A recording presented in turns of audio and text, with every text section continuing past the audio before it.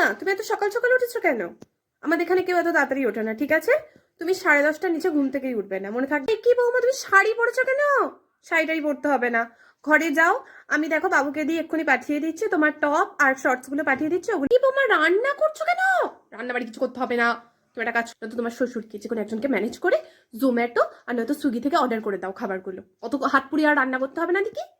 বৌমা, একটু তাড়াতাড়ি রেডি হয়ে নাও তো, আজকে একটু পার্লারে যাবো ভাবছি। তুমি ওতে স্পা ফা করাবে নাকি? আমিও করাবো। হয়েছে? বাবু তোমাকে শপিং এর টাকা দেবে না বলেছে? ওকে ডাকো, ও টাকা দেবে না, ওর বাপ টাকা দেবে আমার কাছে। পাশের বাড়ির মালতী তোমাকে তোমার বাপের বাড়ি নিয়ে কথা শুনিয়ে গেছে। কখন শুনিয়ে গেছে? আমি বাড়ি ছিলাম না। আর তুমি কাঁদছো কেন? ওকে 1000টা কথা শোনাতে পারলে না? দেবে একবারে মুখটা ভেঙে দিয়ে। কথা বললে বেশি। তুমি চলো আমার সাথে, আজকে আমি একটা হেস্তনে। বাবু তোমাকে শাড়ি পরতে বলেছে আর চুড়িদার? কোনো প্রয়োজন নেই, আমি যেটা বলবো সেটাই হবে। ওর বাপের কথা এ বাড়িতে চলে না, ও কথা বলার কে? চুপচাপ আমি যেগুলো বলবো তোমার যেটা ইচ্ছা সেটাই করবে, বুঝতে পেরেছো?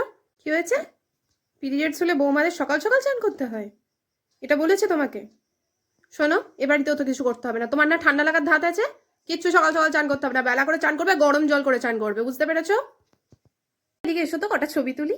এসো এসো। আমার অনেকদিন রিলস বানানো হয়নি, এসো না তোমার সাথে একটা রিলস বানাই। চলো দুজনে মিলে সুন্দর করে শাড়ি পরে সেজে নিই, তারপরে রিলস বানাবো, ঠিক আছে?